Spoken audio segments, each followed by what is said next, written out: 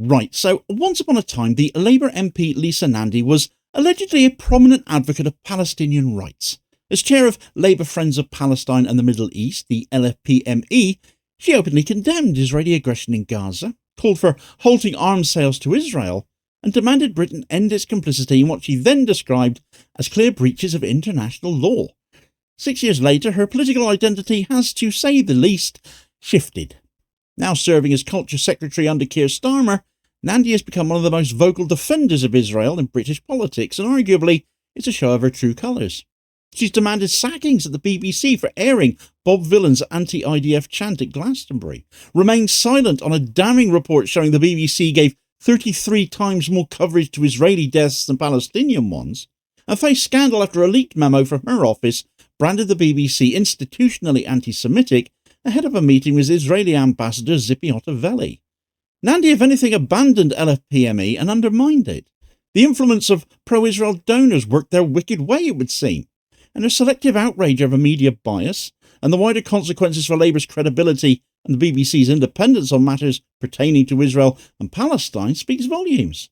Nandy's transformation is less a matter of ideological conviction than of career calculation, made in a party increasingly shaped by donor interests and pro-Israel proclivities. Right, so before her seemingly dramatic pivot, Nandy had been talking the talk as a voice of conscience within Labour. As LFPME chair, she repeatedly condemned Israeli actions in Gaza and the West Bank. When she stood up in Parliament in 2018 and issued a statement questioning arms sales, saying, given what we've seen in Gaza, why on earth are we still licensing arms to Israel? This was consistent with her public alignment with international humanitarian law at that time. She signed motions criticising settlement expansions. She called for a meaningful two-state solution.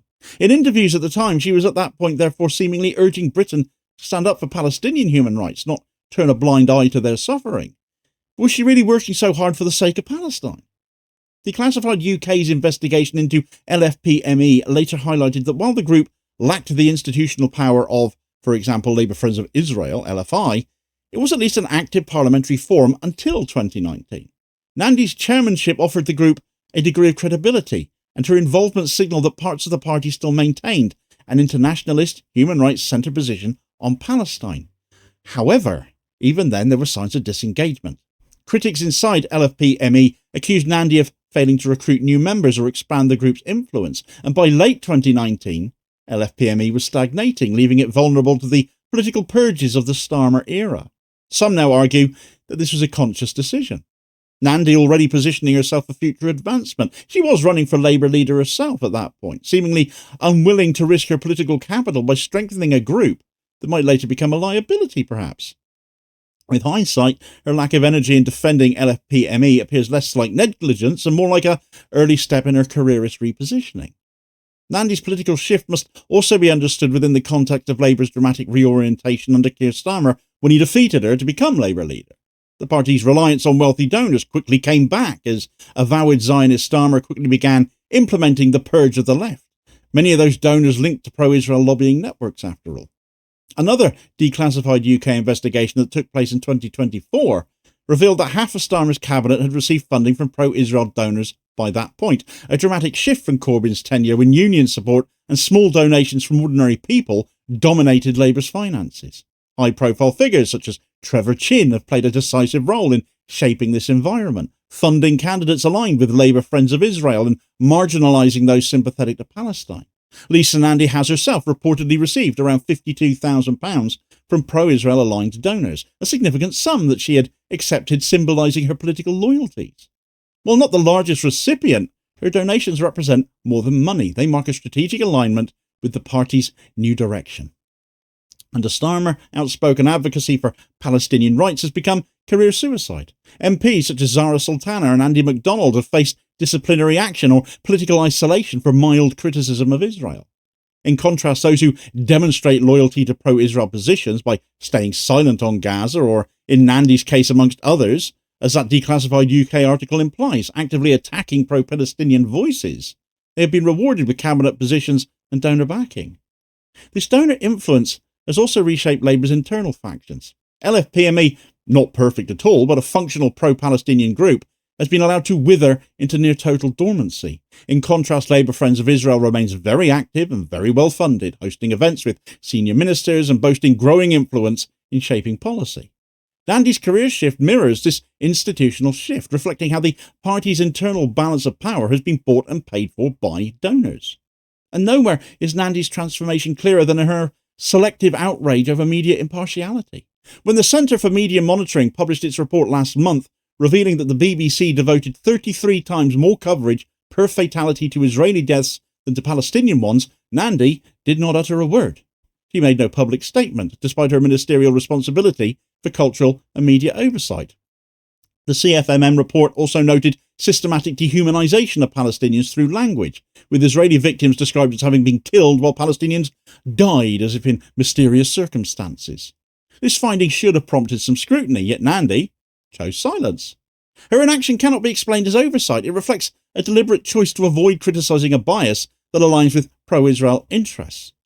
Because of the way the BBC is funded via government funding, via the TV licence, it's entirely plausible that the government have directed this. By contrast, her outrage over Bob Vylan's Glastonbury performance was immediate and aggressive. When the punk band led a crowd in chanting death to the IDF, the BBC aired the performance live, having dodged a kneecap performance, which basically blew up in their faces, didn't it? Well, Nandy called that a catastrophic failure. She's questioned why no senior staff had faced disciplinary action and hinted at the need for sackings over that. For Nandy, a single broadcast of an anti-IDF chant warranted fury, while systemic underreporting of Palestinian deaths did not even merit comment. Her interventions over Gaza documentaries further underscore this hypocrisy. The BBC pulled Gaza: How to Survive a War Zone after admitting it had failed to disclose that the child narrator's father was a Hamas official. He was a deputy minister of agriculture. Nandy seized on this breach to demand accountability, yet she expressed no concern over accusations of political censorship following the delayed broadcast of Gaza: Doctors Under Attack, which was ultimately moved to Channel 4 after intense internal resistance and an open letter signed by over 600 public figures. Her actions show a consistent pattern here. Defence of Israel's image is paramount, while Palestinian suffering is treated as a footnote.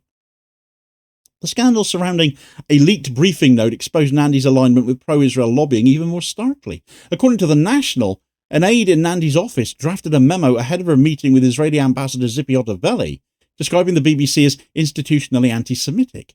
Although Nandy did not publicly repeat this inflammatory claim, the fact her office prepared it reveals a troubling readiness to adopt pro-Israel talking points wholesale. It also raises questions about political intimidation.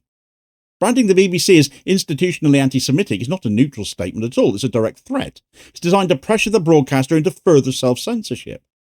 The choice of meeting partner adds further context. Hotovely herself is one of Israel's most controversial diplomats. She's an absolute harridan who should have been expelled from this country long ago, in my view, known as she is for defending settlement expansion and denying the existence of a Palestinian national identity. Meeting her under the shadow of such a memo underscores how closely Nandy has aligned herself with Israeli hardline positions, surely. Of course, the implications of Nandy's transformation stretch beyond her personal reputation. Labour is already facing a crisis of credibility. Younger voters and progressives and Muslim communities, many concentrated in key Labour constituencies in areas like Birmingham or Bradford or Leicester, are increasingly alienated by what they see as the party's complicity in Israel's ongoing assault on Gaza. The Funding the Future blog of economist Richard Murphy summarised this growing anger succinctly with the line, "The fact that Labour sides with genocide will not be hidden from view." Polling consistently shows that British public opinion, particularly amongst younger demographics, is increasingly sympathetic to Palestinians. Starmer's Labour, however, moving in the opposite direction, prioritising donor approval over public sentiment. Who exactly are they serving? The BBC too is suffering from this new political reality. Already accused by both left and right of bias, the broadcaster now risks being paralysed by fear of political backlash. Internal protests over the pulling of Gaza documentaries, resignations from staff frustrated at editorial interference, and declining public trust all point to a deepening crisis. Nandy's interventions, far from defending impartiality, have contributed to this climate of intimidation, reinforcing the perception that the BBC's primary role is to appease political elites rather than to inform the public. Lisa Nandy's move from Palestinian advocate to pro-Israel enforcer, as appears to be the case, is not just a personal hypocrisy, it symbolises the moral collapse of Starmer's Labour entirely. her journey reflects a broader shift in which donor influence dictates political positions, media independence is eroded, and humanitarian principles are sacrificed for career advancement. The Nandy who once spoke out against arms sales to Israel has been replaced by a minister who will defend Israel's image at almost any cost, even if that means undermining public broadcasting. And let's face it, the BBC can do that perfectly well by itself without her help. Her silence on Palestinian suffering and her willingness to adopt lobbyist rhetoric show how far she has strayed from the values she once claimed to hold, with more people of the view she never really held them in the first place. And like Keir Starmer, she operates more on the logic of, if you don't like these principles, I have others. For Labour, this raises an existential question, though. How much longer can it trade principle for power without losing the trust of the very voters who have sustained it for generations? For the BBC, the stakes are equally high. If political intimidation continues unchecked, they have no more future than polling indicates this Labour government does. In the end, Nandy's story is not just one about one politician's ambition. It is about a party and a political system where the truth about Gaza, about Israel, and about Britain's role in enabling injustice became the first casualty. For more on how growing anti-Zionism sentiment is building against Labour these days, notably coming from Jewish people themselves, do check out this video recommendation here as your suggested next watch. Please do also hit like, share and subscribe if you haven't done so already, so as to ensure you don't miss out on all new daily content, as well as spreading the word and helping to support the channel at the same time, which is very much appreciated. Holding power to account for ordinary working class people. I'll hopefully catch you on the next vid. Cheers, folks.